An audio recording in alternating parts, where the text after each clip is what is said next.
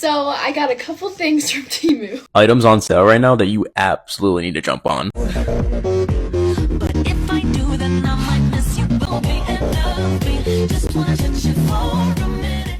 Black Friday is right around the corner, which is unofficially the day of the sale, capital S. This purge-like bargain frenzy of a day may only happen once a year, but our culture of discounts is year-round. And while it has its positives, I think it's taking a huge toll on our finances and our planet. So let's talk about it. Let's talk about discount culture, the illusion of value that discounts give you, and how discounts are keeping us poor. But before we dive in, if you're new here, I'm Cara and I make videos on the intersection of money, media, and intentional living. So if that sounds like your cup of tea, I have a whole playlist of other video essays that you can go and check out. A big thank you to those who support me on Patreon and buy me a coffee, and thank you also to today's sponsor, Endel. Endel is an app that provides you personalized soundscapes to help you focus, relax, and sleep. Because I don't know about you guys, but I'm someone who gets really distracted with most music when I'm trying to hit that flow state and focus, but I also don't do very well with a completely silent room. But with Endel, I'm able to get a focused soundscape up on my phone when I start working. And even cooler, I can adjust the energy and feel of the soundscape to fit exactly what I'm looking for. This helps me focus when I'm working my 9 to 5 and I'm stuck in the hell that is spreadsheets and emails, but it also helps me when I'm writing video essays for my YouTube channel like this one. Not to mention, if you're someone like me who loves the Pomodoro method of time management, Endel has a customizable Pomodoro timer feature. Endel's personalized soundscapes can also help those who suffer from anxiety or stress, or those who have trouble falling and staying asleep. One of my favorite soundscapes is the nature elements one, because I can move it around to have things like rainfall, birds chirping, a fire at night, and there's something so primally comforting to me about this, especially when I'm stuck inside. So if any of this sounds good to you, I highly recommend checking out Endel yourself. I have a link down below, and the first 100 people to download Endel will get a free week of audio experiences. So go check it out, and thank you again to Endel for sponsoring this video. So a lot of us, myself included, can probably point to at least one thing we own because we found it on sale and couldn't resist. We felt like it was such a great deal. Why would we ever pass that up? It's all about the deals. It doesn't matter if I use it.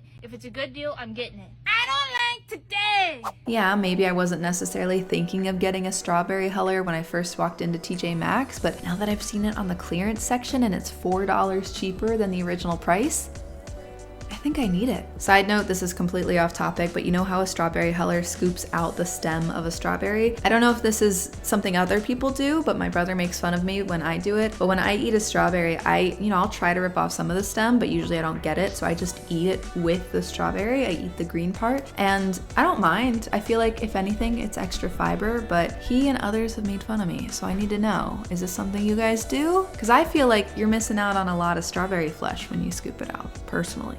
Anyways, back to the video. A lot of daily and Black Friday shopping are built on this idea that you're missing out on great value if you don't leap at the opportunity to buy something at a bargain price. Now, obviously, I'm not talking about people who have had a specific thing in mind all year that they've been looking to buy, like a laptop for school, and they're just waiting for a discount to finally get it on sale. No. I am talking about how discounts often nudge us to buy things that we never even considered getting in the first place. These nudges fall into one of two categories. Number one being that they nudge us into buying things that are a little beyond what we were originally looking for. There is this marketing concept called the Decoy Effect, also commonly referred to as price anchoring or the asymmetric dominance effect. And it's a way consumers can be influenced to decide between two options by introducing a third, less attractive option. This third option, the decoy, makes a specific targeted option seem much more appealing in comparison. And I know that's a bit confusing, so here's an example. If you've ever bought from the concession stand at the movie theater, you've probably seen the decoy effect at play with the popcorn options. There's a small, a medium, and a large. But let's pretend we instead only had a small and a large option, with the large being several dollars more expensive. As a buyer, you might be thinking, well, I'm not that hungry and the large is kind of pricey, and that might make you go for the small. But if we add in the medium option as our decoy that's only 50 cents less than the large, suddenly we're thinking about what a bargain that large is.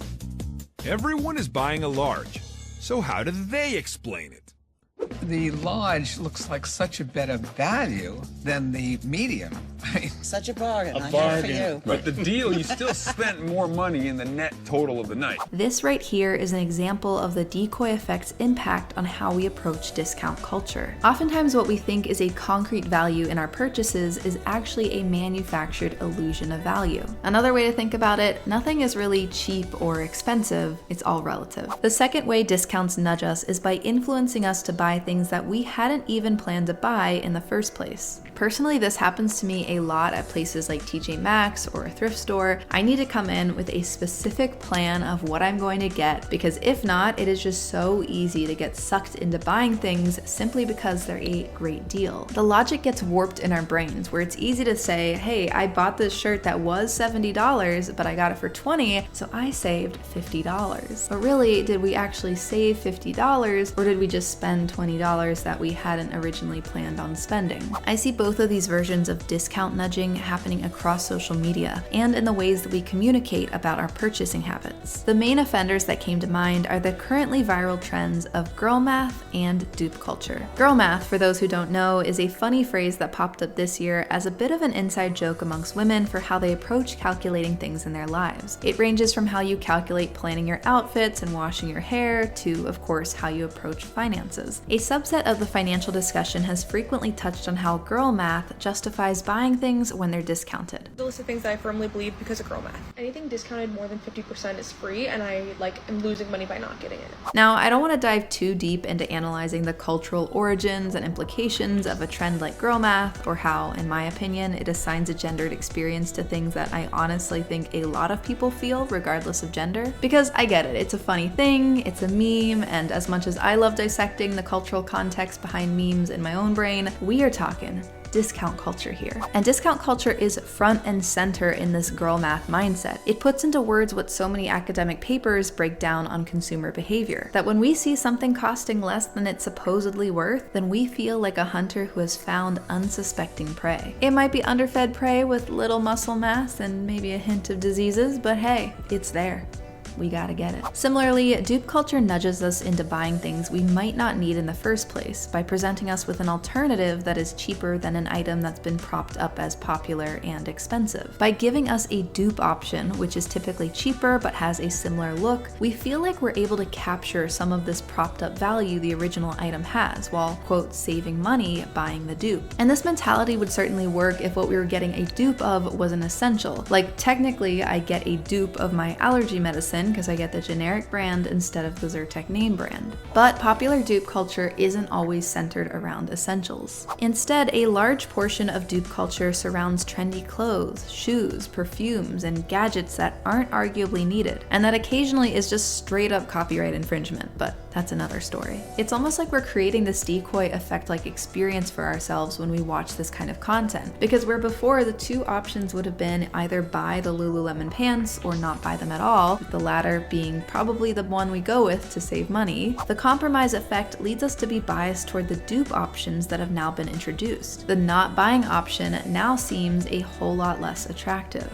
Going back to the Black Friday shenanigans we were talking about before, Black Friday deals do this a lot, and they take advantage of the fact that many people are planning their holiday shopping right now. So we might be even more primed to rationalize extra spending at this time of the year, especially if we think we're gonna score an exclusive deal. This brings me to my next point about how discounts keep us poor, and that is done by creating urgency and scarcity. Is available for only $6, and there's only 7 left, so line up early because we're starting at 4 a.m. If you've ever looked at marketing or sales tactics before, you'll see time and time again the strategy of creating urgency, because urgency drives conversion rates. You want people to feel like they need to have whatever you're selling them in this moment right now, and one way you can do that is by driving the idea of scarcity, aka there is only so much time or so much of the product before it's gone and you miss your chance. One classic example of scarcity is with something like the Birkin bag, which I covered in my How Designer Brands Keep You Poor video. By the way, I do not think that any of this is inherently wrong. I think it makes complete sense why companies and people selling things use this kind of strategy. So when I'm talking about this, I am not sending shame or anything like that to people or companies who use these methods. Instead, I'm hoping that talking about this helps all of us as consumers be more aware of these strategies, so that when we do go to buy things, we can better reflect on whether we really want it or whether we're falling into a psychology trap that makes us impulse buy. But back to urgency and scarcity, both of which rely on a concept that I covered just a couple of months ago, the fear of missing out, aka FOMO. If you want to see that video, by the way, I'll link it down below, and be sure to check it out today because actually in the next 24 hours, I am just taking that video down. Okay, not really, but you felt the FOMO fear for a second, right? Huh? That's what discounts do. Discounts have an ephemeral nature to them, meaning they're temporary. It's so easy to feel like we need to buy something right now because it's on sale and who knows when it'll come on sale again. Or it might be trend-based, where if you don't buy it now, you'll miss the boat altogether on the style because our micro trend seasons are so short these days. Or if you're like me and you do a lot of secondhand shopping, the FOMO becomes, I might never see this piece of clothing again. It's not just that it's discounted from what it originally was, but this thrift store only has one version of this shirt. So if it's sold, goodbye forever. That is a difficult place to be in because the stakes feel so high. So when we do have some extra cash lying around, our monkey brains tend to get the better of us and we jump headfirst into FOMO. The problem I see with this is that our brains have never been great about prioritizing long-term goals over short-term rewards. We often suffer from what's known as present bias, which is when we give far more weight to the now versus the tomorrow. In other words, we are hooked on instant gratification.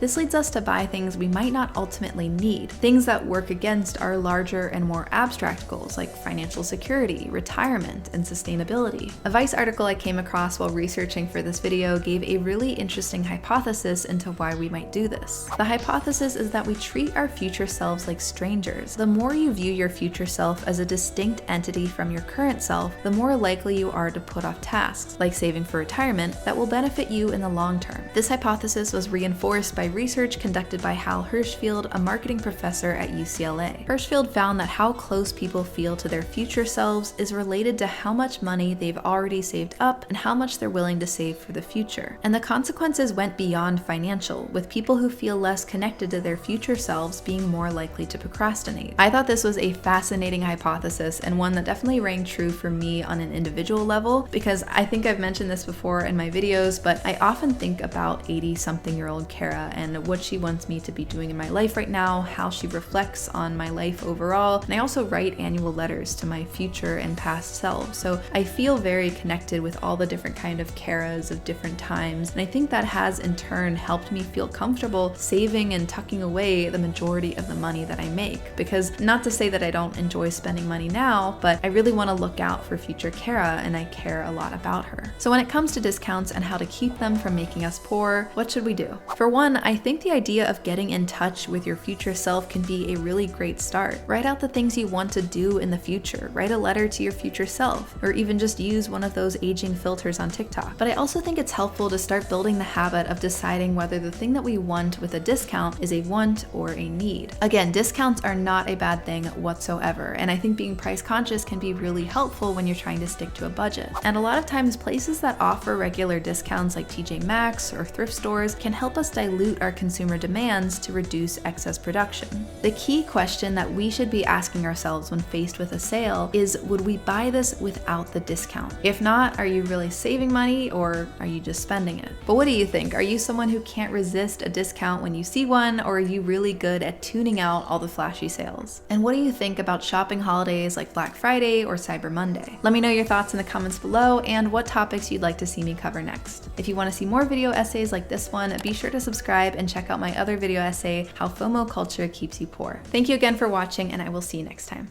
Bye!